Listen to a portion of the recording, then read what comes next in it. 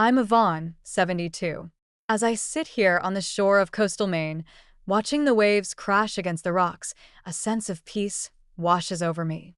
It's been 3 months since I left my old life behind, and I've finally found the freedom I've been craving for so long. But it wasn't easy. It took a series of painful events to finally break me free from the chains of a family that never truly appreciated me.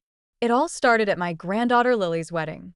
I had spent hours getting ready, putting on my best dress, and doing my hair just right. I was so excited to be part of such an important day for my family. But when I arrived at the hotel, things quickly took a turn for the worse. The wedding coordinator gave me a name tag that read, "The Invisible Elderly." I was shocked and hurt. I couldn't believe that my own family would treat me this way. I tried to talk to the coordinator, but she brushed me off and told me to find my seat.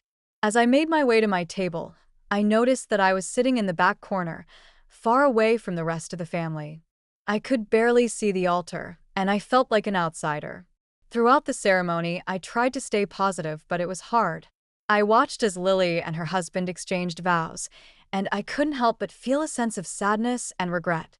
After the ceremony, I went to the reception and tried to mingle with the other guests. But it was clear that no one really wanted to talk to me. I felt like I was invisible, just like my name tag said. That's when I noticed something that made my blood boil.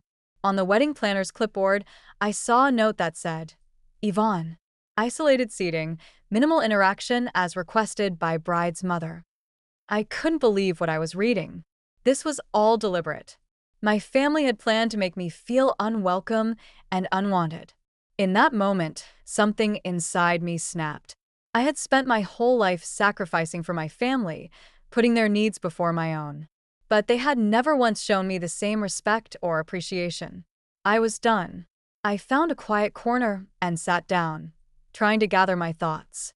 As I sat there, memories of the past came flooding back.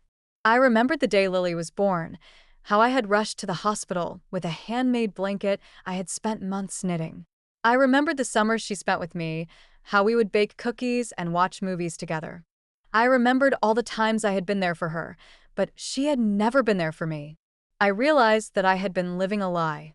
I had been so focused on being a good mother and grandmother that I had forgotten to take care of myself. I had allowed my family to treat me like a doormat, and I had let them get away with it. But no more. I decided that it was time for me to take control of my life and do what was best for me. I called a friend who lived in Maine and asked if I could stay with her for a while. She was more than happy to have me, and I knew that I had made the right decision. The next morning, I packed my bags and left the hotel without saying goodbye to anyone. I didn't care what they thought. I was done with them. As I drove away, I felt a sense of relief.